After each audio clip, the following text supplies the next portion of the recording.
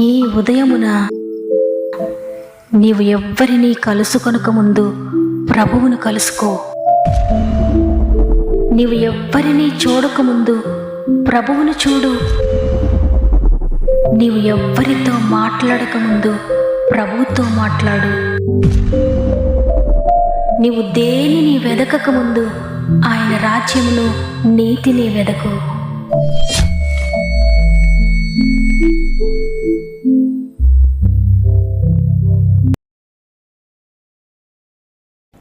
Praise the lord. ఈ ఉదయకాల సమయమున గాడ్ ఫస్ట్ అనే వాగ్దాన కార్యక్రమానికి మిమ్మల్ని మీ కుటుంబాలను మరొకసారి ప్రేమతో ఆహ్వానిస్తూ ప్రభువైన యేసుక్రీస్తు నామములో నా యొక్క ప్రత్యేకమైన హృదయపూర్వకమైన శుభములు మీ అందరికీ తెలియజేస్తూ ఉన్నాను. ఈ ఉదయాన్ని ఈ వాగ్దానం వింటున్న ప్రియ దేవుని బిడ్డలారా, మీరందరూ ఎలా ఉన్నారు? బాగున్నారు కదా? ఒకవేళ ఏవైనా కలవరపరిచే పరిస్థితులు మీ జీవితంలో ఉన్నాయేమో, ఏదో గుండె భారముతో కలవరంతో ఒకవేళ రాత్రంతా నిద్రలేని పరిస్థితులు మీరు అనుభవించారేమో, అయినప్పటికీ కూడా దేవుడు తన కృపచేత నూతన ఉదయాన్ని అనుగ్రహించి సజీవులుగా ఉంచినందుకు దేవునికి హృదయపూర్వకంగా కృతజ్ఞత చెల్లిందాం. మీ హృదయ పరిస్థితులు నెరిగిన దేవుడు ఈరోజు నేనున్నాను, భయపడొద్దని తన వాక్కు ద్వారా మిమ్మల్ని బలపరచబోతున్నారు. దేవుని వాగ్దాన్ని గట్టిగా పట్టుకోండి. వాక్యంతో ప్రార్థనతో మీ దీన్ని ప్రారంభించండి, జయం పొందుకోండి. మరి ముఖ్యంగా మీలో ఇంకెవరైనా సమస్యలో శోధనలో ఉంటే తప్పకుండా మీ యొక్క ప్రతి సమస్యను కామెంట్ రూపంలో నాకు తెలియచేయండి. మీ అందరి కొరకు తప్పక ప్రార్థిస్తున్నాను. మీ కామెంట్స్ అన్ని చదువుతున్నాను.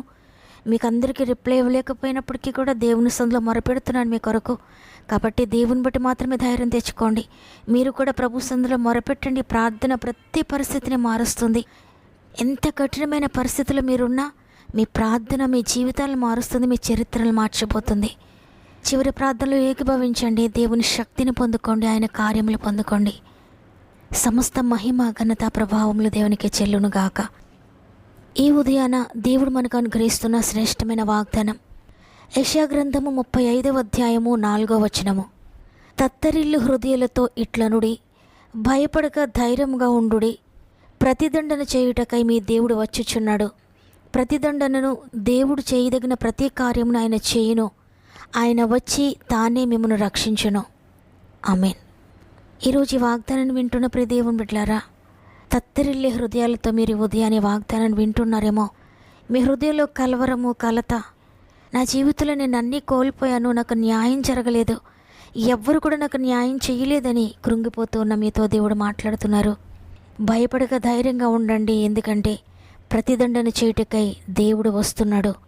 మిమ్మల్ని గాయపరిచిన, మిమ్మల్ని బాధపరిచిన ప్రతి విషయం కొరకు ఆయన ప్రతీకారం తీరుస్తాడు. ఆయన దిగి వస్తున్నాడు ప్రతీకారం చేయడానికి.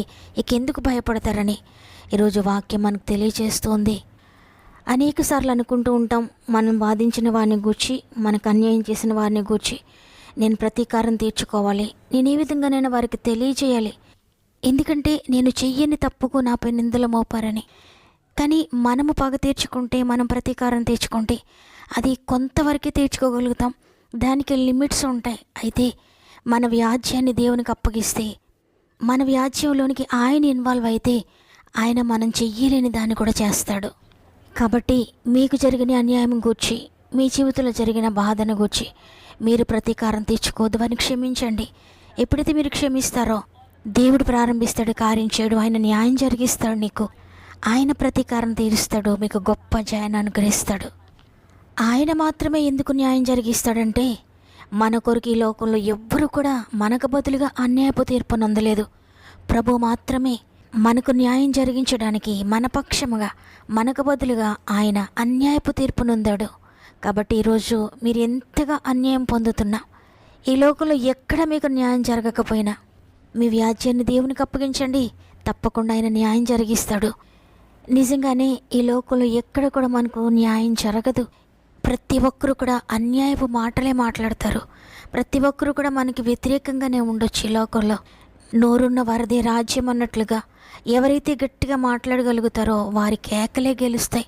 బైబిల్కి కూడా వ్రాయబడి ఉంది కదా, వారి కేకలే గెలిచాయని. నిజంగానే ఈ లోక న్యాయము, ఈ లోక పరిస్థితులు ఆ విధంగానే ఉంటాయి. కానీ పరలోక రాజ్యపు నీతి వేరు. దేవుని న్యాయము, దేవుని నీతి అది ఎంత పవిత్రమైనది. ఇది తప్పక మనకు న్యాయం జరిగిస్తుంది. ఒకవేళ నిన్ను చూచిన వారందరూ కూడా అనుకోవచ్చు నీవు ఓడిపోయావని. కానీ ఆయన నమ్మిన నిన్ను ఆయన ఓడిపోనివ్వడు, సిగ్గుపడనివ్వడు. తప్పకుండా నీ తల ఎత్తుకొని తిరిగేలా చేస్తాడు. ఎన్నో సంవత్సరాలుగా నీవు ఒకవేళ ఓడిపోతూ ఉన్నా, నీ వ్యాజ్యములో నీవు అవమానం పొందుతూ ఉన్నా, నీ పక్షంగా ఎవ్వరూ లేకపోయినా వ్యాజ్యములో నీవు ఓడిపోతూ ఉన్నా, తప్పకుండా దేవుడు త్వరలో నిన్ను గెలిపించబోతున్నాడు. అందువల్ల ఈ కోర్టు కేసు ఏమవుతుందో, ఈ పరిస్థితి ఏమవుతుందో, నా కుటుంబం ఈ విధంగా విచ్ఛిన్నం అయిపోయింది, పరిస్థితులు ఎలా ఉంటాయో, ఫ్యూచర్ ఎలా ఉంటుందో, న్యాయం జరుగుతుందో లేదో అని కంగారు పడొద్దు. ఈ ప్రతి పరిస్థితిని దేవునికి అప్పగించేయండి.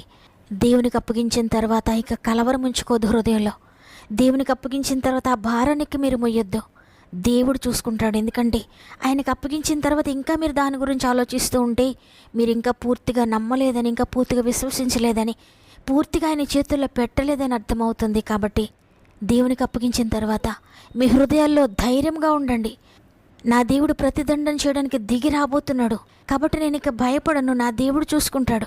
ఆయన ఏ తీర్పిచ్చినా, ఆయన ఏమి చేసినా నా మేలు కొరకే చేస్తాడని నమ్మండి. తప్పకుండా మేలు చేయబోతున్నాడు దేవుడు. ఎస్తేరును తన జాతినంతటినీ కూడా నశింపచేయడానికి ఒక శాసనం చేయబడింది. యూదా జాతినంతటిని హతమార్చేటువంటి ఒక శాసనమును రాజు ఉంగరము చేత ముద్రించబడినప్పుడు ఎస్తేరు దేవుని సందులోకి వెళ్ళింది. 3 దినాలు ఉపవాసం ఉండి ప్రార్థన చేసింది. రాజు ముద్రను ఎవరు కూడా మార్చలేరు, రాజు చేసిన శాసనాన్ని మార్చే శక్తి ఎవ్వరికీ కూడా లేదు అని ఎస్తేరుకు తెలుసు. అయినప్పటికీ కూడా నా వ్యాజ్యాన్ని దేవునికి అప్పగిస్తున్నాను. ఇంత భయంకరమైన మరణ శాసనాన్ని మార్చే శక్తి ఈ లోకంలో ఎవరికి లేకపోవచ్చు, నాకు లేకపోవచ్చు, కానీ నా ప్రభువుకు ఉంది. నా ప్రభు చేయగలడనే గొప్ప విశ్వాసంతో ప్రభు సందులోకి వెళ్ళి మోకరించింది. 3 దినములు ఉపవాసం ఉండి ప్రార్థించింది. నిజంగా దేవుడు ఎంత అద్భుతం చేశాడంటే కఠినమైన రాజు హృదయాన్ని దేవుడు మార్చివేశాడు. ఎస్తేరును చూడగానే రాజుకు దయ పుట్టింది. అంత భయంకరమైన మరణ శాసనమును దేవుడు రద్దు చేశాడు. నిజమే ప్రియ దేవుని బిడ్డలారా, ఆయనపైన ఆధారపడితే శాసనాలు ఎలా ఉన్నా, ప్రభుత్వాలు ఎలా ఉన్నా, నీ చుట్టుప్రక్కల పరిస్థితులు ఎలా ఉన్నా, నీ కుటుంబం ఎలా ఉన్నా, ఎంతమంది నీకు వ్యతిరేకంగా ఉన్నా, ఎన్ని పరిస్థితులు నీకు వ్యతిరేకంగా ఉన్నా, శాసనాలే ఉన్నా దేవుడు ప్రతిదాన్ని కూడా మార్చగలడు. నీ కొరకు నీవు ఆయన కొరకు నిలబడితే ఆయన నీ కొరకు నిలవబడతాడు. అందువల్ల ఈ మాటలు వింటున్న మీరు ఎట్టి పరిస్థితుల్లో ఉన్నా, ఏ పరిస్థితులు ఏ విధంగా మారిపోతూ ఉన్నా, నీకేది అనుకూలంగా లేకపోయినా నీ వ్యాజ్యాన్ని దేవునికి అప్పగించండి, దేవుని చేతుల్లో పెట్టండి. త్వరలోనే గొప్ప విడుదల మీరు పొందుకోబోతున్నారు. అందువల్ల ఈరోజు అందరం కూడా దేవుని వైపు మన చేతులు ఎత్తి, తండ్రి నా చేతులతో నేను చెయ్యలేను, నేను ఓడిపోయానయ్యా, నీవు గెలిపించగలవని నీ దగ్గరకు వస్తున్నాను, నా వ్యాజ్యము నీ చేతులకు అప్పగిస్తున్నానని దేవునికి అప్పగించుకుందాం. మన స్వంత వారే మనల్ని విడిచిపెట్టినా కూడా ఆయన విడవడు. మన వ్యాజ్యాన్ని తప్పక ఆయన తీసుకుంటాడు, ఆయన న్యాయం జరిగిస్తాడు. నా వారి నన్ను నిందించు వేళ నన్ను విడిచిపోబోకుమయ్యా, ఆదరణ నాకు కరువైన వేళ దరిచేరి ఓదార్చుమయ్యా. నా వారి నన్ను నిందించు వేళ నన్ను విడిచిపోబోకుమయ్యా, ఆదరణ నాకు కరువైన వేళ దరిచేరి ఓదార్చుమయ్యా. నా నిందలలో నా తోడువై, అపనిందలలో నా చేరువై, నిత్యము నన్ను నడిపించుమయ్యా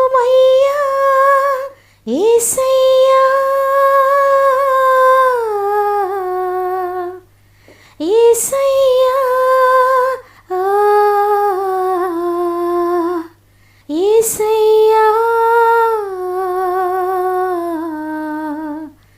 యేసయ్యా, యేసయ్యా, యేసయ్యా,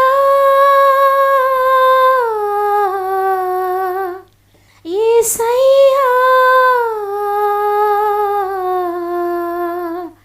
యేసయ్యా,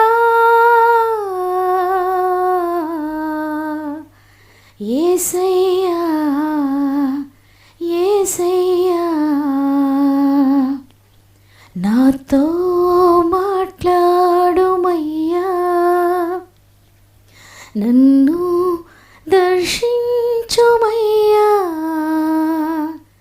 నీ సన్నిధాన నీ మందిరాన నీ ఆత్మతో నన్ను నింపోమయ్యా, నాతో మాట్లాడుమయ్యా. ప్రేమగల తండ్రి, నీకు వందనాలయ్యా. నీ ఉచిత కృపను బట్టి మరి ఒక దినాన్ని మాకు అనుగ్రహించి ఈరోజు మేమందరం నేను స్తుతించి నేను ఘనపరిచే భాగ్యాన్ని ఇచ్చారు. అనేక మందికి ప్రార్థించే భాగ్యం లేదయ్యా. అనేక మందికి నీ వాక్యాన్ని చదివే భాగ్యం లేదు, నీ వాక్యాన్ని వినే భాగ్యం లేదు. అయితే కేవలము నీ కృపను బట్టి మాకు ఇచ్చారు. నీవిచ్చిన ఈ భాగ్యాన్ని మేము సద్వినియోగం చేసుకోవడానికి సహాయం చేయండి. ఈరోజు ఎంతమంది వాగ్దానాన్ని విని ప్రార్థనలు మోకరించారో అందరినీ కూడా నీ గాయపడిన చేతులకు అప్పగిస్తున్నానయ్యా. వారి జీవితంలో ఏ అన్యాయం ఉందో, ఎవరు వారిని బాధిస్తున్నారు, ఏ అన్యాయాన్ని వారు పొందుతున్నారో ప్రతిదాన్ని మీరు చూస్తున్నారు తండ్రి. వారు ప్రతీకారం తీర్చుకొనకుండా వారి యొక్క వ్యాజ్యమును మీ చేతులకు అప్పగిస్తూ ఉండగా తండ్రి, మీరు ప్రతీకారం తీర్చండి, మీరు న్యాయం జరిగించండి అయ్యా. ఈ లోకంలో ఎక్కడ న్యాయం జరగకపోయినా మీరు పూనుకోండి తండ్రి, మీరు ప్రారంభించండి అయ్యా కార్యాన్ని. ఆశ్చర్యకరంగా త్వరలోనే ప్రతి జీవితంలో మీరు న్యాయం జరిగిస్తున్నారని నమ్ముతున్నాను తండ్రి. కుటుంబ విషయాల్లో న్యాయం జరిగించండి అయ్యా. ల్యాండ్ ఇష్యూస్లో న్యాయం జరిగించండి. భార్యాభర్తల మధ్య న్యాయం జరిగించండి తండ్రి. ఏ విషయాల్లో వారు కోర్టు కేసెస్లో నలిగిపోతున్నారో ఆశ్చర్యకరంగా న్యాయం జరిగించండి తండ్రి. అన్యాయంగా జైలు బంధకాల్లో ఉంటే న్యాయం జరిగించండి అయ్యా. తత్తరిల్లే ప్రతి హృదయాన్ని బలపరచండి అయ్యా. భయముతో ఉన్న ప్రతి హృదయాన్ని బలపరచండి, ధైర్యాన్ని దయచేయండి అయ్యా. మీరు ప్రతిదండన చేయడానికి దిగవస్తున్నానని సెలవిచ్చారు. ఈరోజు ఈ వాగ్దానం నమ్మిన వారందరి జీవితంలో నెరవేర్చండి. ప్రతి కుటుంబంలోనికి దిగిరండి పరిశుద్ధాత్మ దేవా. ప్రతి హృదయంలోనికి దిగిరండి. వారి హృదయం తత్తరిల్లకుండా, భయపడకుండా, కలతతో ఉండకుండా మీరు ధైర్యపరచండి. మీరు ఎక్కడుంటారో అక్కడ ధైర్యం ఉంటుందయ్యా. మీరు ఎక్కడుంటారో అక్కడ న్యాయం ఉంటుందయ్యా. మీరు ఎక్కడుంటారో అక్కడ సమాధానం ఉంటుంది, శాంతి ఉంటుంది తండ్రి. ప్రతి కుటుంబంలో మీరు ఉండండి నాయనా. మీ కార్యములు ప్రారంభించండి అయ్యా. వారు ఎన్నో సంవత్సరాన్ని ఓడిపోతూ ఉన్నా ఈ సంవత్సరంలో మీరు అద్భుతం చేస్తున్నారని నమ్ముతున్నాను. మరి ముఖ్యంగా తండ్రి, కామెంట్ రూపంలో ఎంతమంది అయితే వారి ప్రార్థన విన్నపం మాకు తెలియజేస్తున్నారో అందరినీ కూడా పేరు పేరు చెప్పు నీ చేతులకు అప్పగిస్తున్నాను తండ్రి. ప్రతి జీవితంలో మీరు కార్యం ప్రారంభించండి. వారి ప్రాబ్లం ఏదైనా, వారి సమస్యలు ఏవైనా, ఎంత భయంకరమైనవైనా మీరు అద్భుతం చేస్తున్నారని నమ్ముతున్నాను తండ్రి. ఎగ్జామ్స్ రాసిన బిడ్డలందరికీ తోడే ఉండండి. ఎవరైనా ఇంటర్వ్యూస్కి వెళ్తుంటే మీరు తోడుగా ఉండండి. ఉద్యోగ ప్రయత్నాలు మీరు సఫలపరచండి అయ్యా. వివాహ ప్రయత్నాలు సఫలపరచండి తండ్రి.